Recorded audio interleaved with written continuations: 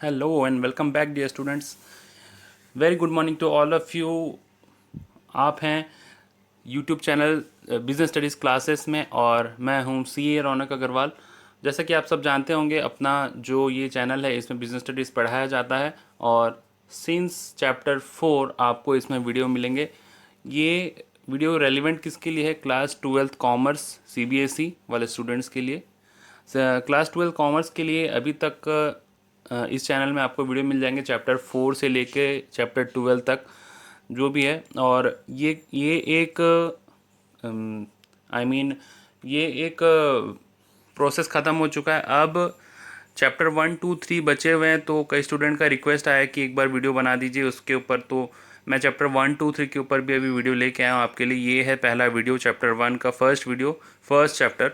और शुरू करते हैं nature and significance of management. एक बार फिर से आप सबके लिए नेचर एंड सिग्निफिकेंस का फर्स्ट पार्ट, और इसमें अपन सीखेंगे मैनेजमेंट वाला चीज़ और वही इंटरेस्टिंग वे से और शॉर्टकट के साथ। बिल्कुल बहुत मज़ा आने वाला है। तो शुरू करते हैं। तो जैसा कि आप जानते हैं कि मैनेजमेंट के बारे में अपन यहाँ पे सीखेंगे। वैसे ये टॉपिक तो काफ़ी लोग का जाना सुना हुआ होगा, पर वीडियो की बात है तो मुझे फिर से सारा कुछ बताना पड़ेगा बेसिक लेवल से। तो जो बच्चे जिनको कुछ नहीं भी पता है तो उनके लिए भी ये रेलिवेंट है, जिनको पता है उनके लिए भी रेलिवेंट है। और मैनेजमेंट क्या होगा अपन इसमें सीखेंगे। तो देखेंगे कि चैप्टर 1 है ये आपका nature and significance of management. नाम में ही सारा कुछ पता है कि अपने को क्या सीखने वाला है। मतलब बेसिकली अभी आप जैसे 11th क्लास पास आउट करके कोई स्टूडेंट 12th में आते हैं तो उनको मैनेजमेंट क्या होता है ये चीज़ पता नहीं होता है। क्लास 11th का करिकुलम अलग है, 12th का अलग है। तो मैनेजमेंट क्या चीज़ होता है वो चीज़ पहले सीखने से फिर चैप्टर 4 जो planning organising staffing functions of management है वो आपको समझ में आएगा। तो पहले यहाँ पे चैप्टर 4 का वीडियो था, पर चैप्टर 4 से मैंने शुरुआत किया था। पर जैसे ही चैप्टर ख़त्म हुआ तो एट द एंड सारे बच्चे बोले कि एक बार रिवाइज़ करवा दीजिए चैप्टर 1 से, तो इसके लिए ये वीडियो आ रहा है। तो मुझे ये आइडिया है कि आपको थोड़ा मोड़ा आइडिया होगा मैनेजमेंट का। बाकी कोई नया बच्चा आया है फर्स्ट टाइम ये वीडियो देख रहा है तो भी आप देख सकते हैं। यहाँ पे बिल्कुल रूट लेवल से समझाया जाएगा and in A fast mode. ठीक है। तो nature and significance of management, यानी कि मैनेजमेंट क्या है वो तो मैं आपको बताऊंगा। तो मैनेजमेंट का अपन नेचर और उसका ज़रूरत को इस चैप्टर में सीखेंगे, है ना।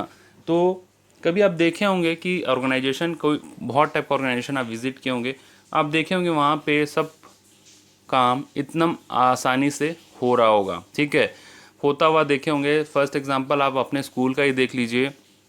ठीक है, कई स्कूलों में मैनेजमेंट बहुत ज़्यादा ही अच्छा होता है, तो वहाँ पे प्रोसेस बहुत स्ट्रीमलाइंड होते हैं।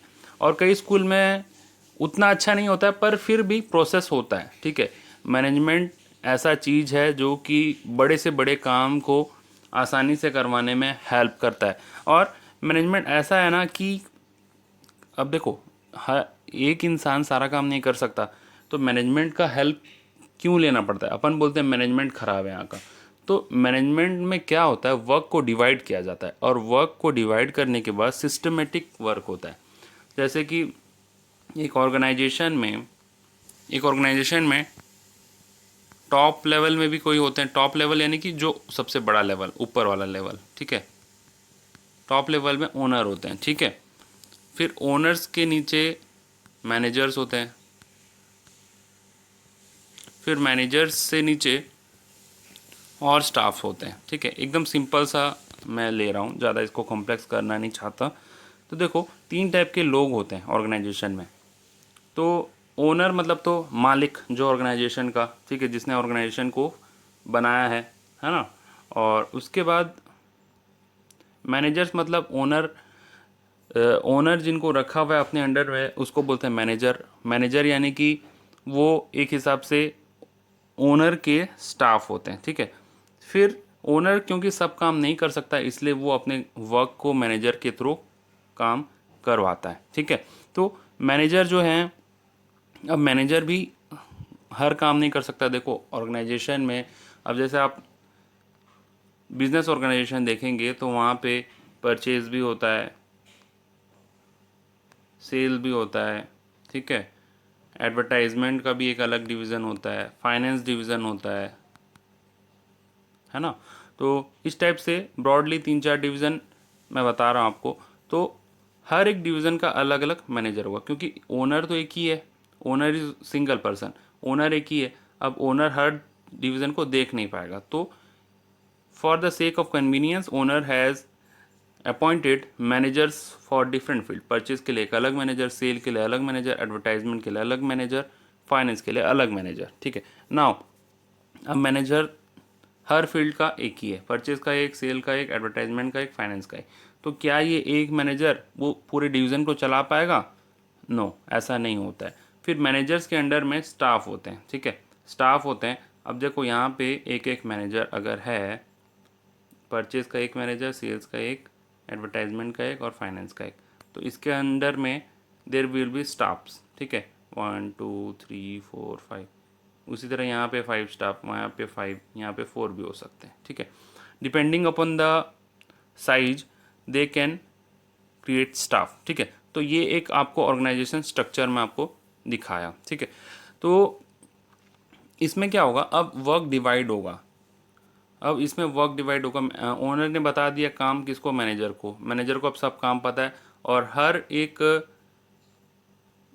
डिवीज़न का अपना अपना मैनेजर है। परचेज का अलग है, सेल्स का अलग है, एडवर्टाइजमेंट का अलग, फाइनेंस का अलग। तो हर एक डिवीज़न का अपना अपना मैनेजर है, और इनके ऊपर कौन है, ओनर है। अब जो ये मैनेजर्स हैं, ये 1 1 1, इनको मतलब है सिर्फ अपने डिवीज़न से, इनको अपना डिवीज़न अच्छे से चलाना है। अब इनके अंदर में they will appoint staff so that there activities will be done in a streamline manner. ठीक है, तो इसमें क्या है, वर्क डिवाइड होता है और दूसरों से काम करवाया जाता है। ठीक है, देखो अब ओनर परचेज का एक आपको एग्जांपल मैं ये दे रहा हूँ। परचेज में जैसे मान लो कुछ सामान खरीदना है परचेज डिवीज़न को, तो ये जो स्टाफ्स हैं ये लोग इस चीज़ के ऊपर डील करेंगे, कहाँ से खरीदेंगे, बेस्ट प्राइस कैसा है। ओनर यहाँ पे नहीं इन्वॉल्व हो रहा है, और वैसे ही काम डिवाइडेड है, सारे डिवीज़न के अलग अलग काम डिवाइडेड है। तो कोई एक दूसरे के काम में दखल अंदाजी भी नहीं कर रहा है, कोई एक दूसरे के काम में मीन्स डिस्टर्बेंस भी क्रिएट नहीं कर रहा है, और काम अच्छे से चल रहा है। यही एग्जांपल है मैनेजमेंट का। मैनेजमेंट ऐसा एक चीज़ है जिससे कि दूसरों से काम करवाया जाता है। ठीक है, मैनेजमेंट एक ऐसा प्रोसेस है, ठीक है, प्रोसेस बोला जाता है जिससे दूसरों से काम अच्छे तरीके से करवाया जाता है, क्योंकि एक इंसान सब काम नहीं कर सकता। ये था शॉर्ट डेफिनेशन, शॉर्ट मतलब meaning. Apart from your book में तो सब कुछ मिल जाएगा आपको, लेकिन ये एक एग्जाम्पल के साथ आपको मैं समझाने का कोशिश किया कि मैनेजमेंट इस टाइप से फ्रेम किया जाता है बोल करके। ठीक है, तो अब बुक में तो आपको कोई भी डेफिनेशन मिल जाएगा, और जैसे कि ऊपर में मैंने लिखा हुआ है इसके ऊपर भी आएंगे अपन, ये डेफिनेशन क्या है और इसको भी सीखेंगे। लेकिन देखो मान लो कि कोई ऑर्गेनाइजेशन अच्छे से चल रहा है, तो वो ऐसे नहीं चल रहा है, वो उसको अच्छे से चलाने के लिए there is a management inside that. Back side में आपको बैक ऑफिस में आपको मैनेजमेंट दिखेगा, और अगर आप उनके अंदर कंटेंट में जाएंगे तो आपको समझ में आएगा कि कहीं ना कहीं मैनेजमेंट इनके इनसाइड में है, और वो मैनेजमेंट काम कर रहा है। ठीक है, और दूसरी बात ये है कि मैनेजमेंट हर ऑर्गेनाइजेशन में लगता है, चाहे वो छोटा हो, बड़ा हो, प्रॉफिट हो, नॉन प्रॉफिट हो, सर्विस हो, मैन्युफैक्चरिंग हो, कैसा भी ऑर्गेनाइजेशन हो वहाँ पे मैनेजमेंट ज़रूर होगा। भले ही स्टाफ सेम ना हो, जैसे ये तो मैं एग्जांपल एक दिया था, ज़रूरी नहीं कि पूरा ऐसे ही स्टाफ होंगे, स्टाफ कम भी हो सकते हैं, लेकिन still there will be management. ऐसा भी मैनेजमेंट हो सकता है दैट से मान लीजिए कि owner is one and under him 2 staffs are there.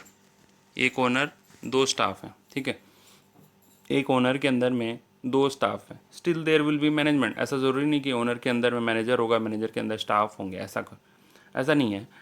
अब वो मैनेजमेंट का स्ट्रक्चर, इसको एक्चुअली में मैनेजमेंट का स्ट्रक्चर बोलते हैं। आप सीखेंगे आगे आने वाले चैप्टर में, जैसे कि 4 चैप्टर वगैरह का आप वीडियो देखेंगे, स्टाफिंग का देखेंगे, बेसिकली 6 चैप्टर का, तो आप उसमें स्ट्रक्चर आप सीखेंगे। ठीक है, तो और अगर देख चुके हैं वीडियो तो पता ही होगा ये चीज़, है ना।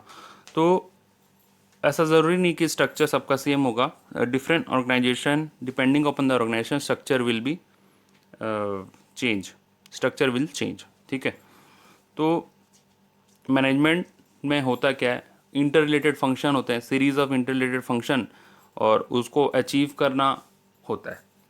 तो सिंपल सेंस में अगर अपन देखेंगे कि दूसरों से खुद का काम करवाना होता है अच्छी तरीके से। अब यहाँ पे डेफिनेशन पे आ जाते हैं जो कि आपके सामने है। ये आपके सामने एक डेफिनेशन है, management is a process, mark the words. First of all, management is a process now of getting thing done with the aim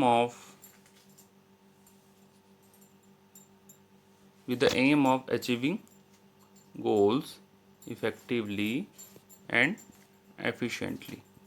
ठीक है, तो 4 वर्ड को हाईलाइट किया मैंने,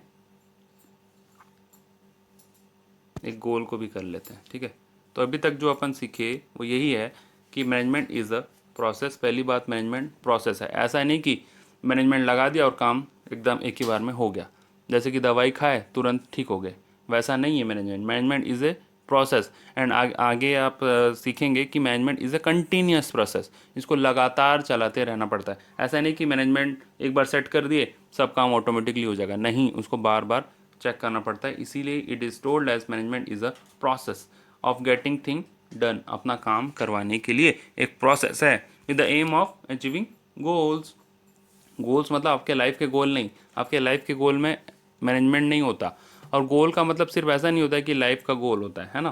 गोल हर फील्ड का अलग अलग होता है, बिजनेस का भी अपना गोल होता है ना। जैसे कि आप प्रॉफिट कमाना आपका मोटिव है बिजनेस में, प्रॉफिट के साथ आपको ये भी चाहिए कि आपका बिजनेस आगे बढ़े और बड़े स्केल में काम करे। So this may be your goal, this may be goal of your business and with the aim of achieving goal effectively and efficiently। mark these two words very important। इसी से question frame कर लिया जाता है 1 mark का multiple choice question. Effectively and efficiently, there is a difference between effectiveness and efficiency. ठीक है, effectively and efficiency में देखो, पहले तो प्रोसेस के बारे में बता देता हूँ मैं। प्रोसेस में मैंने ये बताया कि ये ऐसे कोई रॉकेट साइंस नहीं कि एक बार सीख गए तो हो गया। Process means it consist of series and sequence of steps, series and sequence of steps. ठीक है, प्रोसेस का मतलब ही यही है कि series and sequence of steps है इसमें, है ना। Now the second thing is the aim of getting thing done. काम का होना, इसके लिए कोई नहीं है कुछ, मतलब एक्सप्लेनेशन नहीं है। एक प्रोसेस था, प्रोसेस का मतलब मैंने बताया आपको, इससे भी क्वेश्चन होता है। And with the aim of achieving goals, goals का मतलब भी बता दिया आपको, गोल्स के ऊपर ऐसा कुछ क्वेश्चन नहीं है। Now the point is effectiveness and efficiency.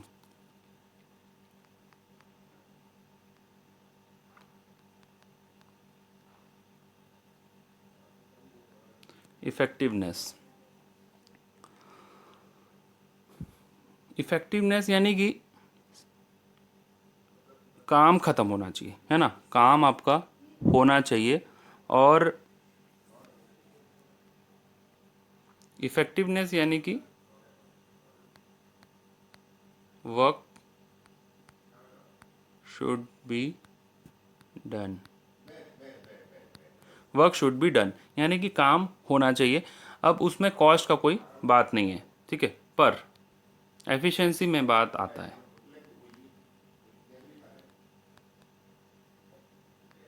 Efficiency में वर्क शुड बी डन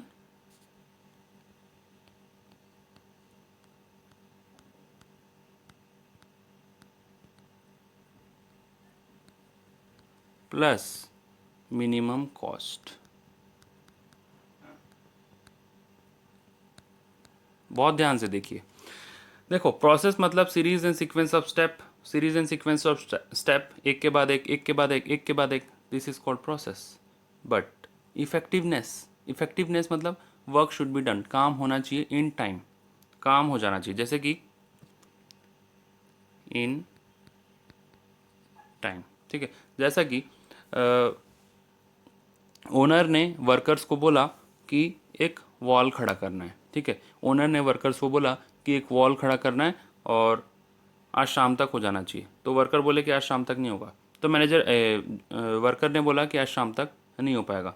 तो ओनर ने बोला कि नहीं, मुझे तो आज शाम तक ही चाहिए, भले आप लोग जैसे भी करें। तो वर्क ने बोला ठीक है, हम कर लेते हैं फटाफट से, वेस्टेज होगा तो मत बोलना। तो ओनर ने सोचा एक बार कि बोल तो रहा हूँ कि ये लोग कैसे भी करके मेरे को वॉल खड़ा करना है, बट देखा जाएगा, करो तो सही। वॉल तो खड़ा हो गया एट द इवनिंग। जब ओनर आके देखा तो वॉल खड़ा हो गया। वॉल खड़े करने में 1500 ब्रिक्स का यूज़ हुआ और 200 bag of cement 200 bag of cement का इस्तेमाल हुआ। अब देखो, इफ़ेक्टिवनेस था इन टाइम का, मतलब टाइम का बात था कि आज इवनिंग तक ये काम हो जाना है। तो हो तो गया, लेकिन जितना रिक्वायर्ड था उससे ज़्यादा लग गया। क्या? ब्रिक्स और सीमेंट। अगर एफिशिएंसी के पॉइंट ऑफ व्यू से देखें तो ये एफिशिएंट नहीं माना जाएगा, क्योंकि ब्रिक्स लगने चाहिए थे ओनली 800 और सीमेंट लगना चाहिए था 100 बैग।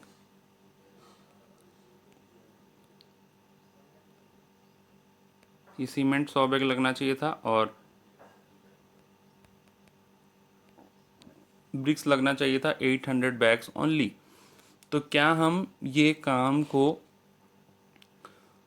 बोलेंगे कि ये एफिशिएंट हुआ? नहीं बोलेंगे, क्योंकि जो वॉल खड़ा करने में 800 ब्रिक्स लगने चाहिए थे, 100 बैग ऑफ सीमेंट लगना चाहिए था, लेकिन लगा है 1500 ब्रिक्स और 200 bag of cement. So we can say that the work is completed. That means effectiveness तो है पर एफिशिएंसी नहीं है। इफेक्टिवनेस तो है पर एफिशिएंसी नहीं है। तो इसीलिए मैनेजमेंट ने बोला, मैनेजमेंट का मतलब क्या है? प्रोसेस है, काम होना चाहिए, गोल अचीव होना चाहिए इफेक्टिवली एंड एफिशिएंटली। इफेक्टिवनेस भी होना चाहिए और एफिशिएंसी भी होनी चाहिए। यानी कि अगर मैं शॉर्ट में बात करूं तो अगर वॉल खड़ा करना है शाम तक, तो शाम तक तो वॉल खड़ा करोगे ही, साथ में ब्रिक्स 800 से ज़्यादा नहीं लगने चाहिए और सीमेंट 100 बैग से ज़्यादा नहीं लगना चाहिए। So this is the difference between effectiveness and efficiency. And process means series and sequence of steps. Effectiveness and efficiency को ध्यान से समझ लीजिए, क्योंकि इसी से क्वेश्चन, ट्रिकी क्वेश्चन आ जाता है हमेशा, ठीक है। इफेक्टिवनेस जो है वो टाइम को फोकस करता है, ठीक है।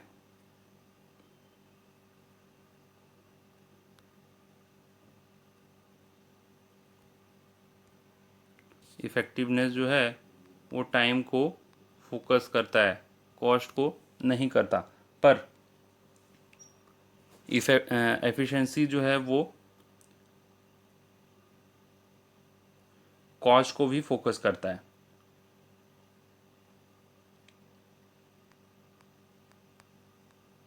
ठीक है। तो एफिशिएंसी जो है वो कॉस्ट को भी फोकस करता है और इफ़ेक्टिवनेस जो है वो सिर्फ टाइम को फोकस करता है। यहाँ पे आपका ऑब्जेक्टिव क्या है? इफेक्टिवनेस का क्या है कि work should be done in time and result यहाँ पे देखा जाता है, ठीक है। लेकिन एफिशिएंसी में क्या होता है? And result at minimum cost, ठीक है। And result at minimum cost, ठीक है। तो बेसिकली ये दो ही डिफरेंस है कि इफेक्टिवनेस जो है, काम होना चाहिए, बस भाड़ में जाए बाकी बाकी का मैटर। लेकिन एफिशिएंसी में क्या है? काम तो होना चाहिए, सही तरीके से होना चाहिए, कम पैसे में होना चाहिए। So this is the broad difference between effectiveness and efficiency. And with this we have completed the definition of management also, जो कि आपको हर जगह यूज़ होगा। आई थिंक आपको याद कर लेना चाहिए।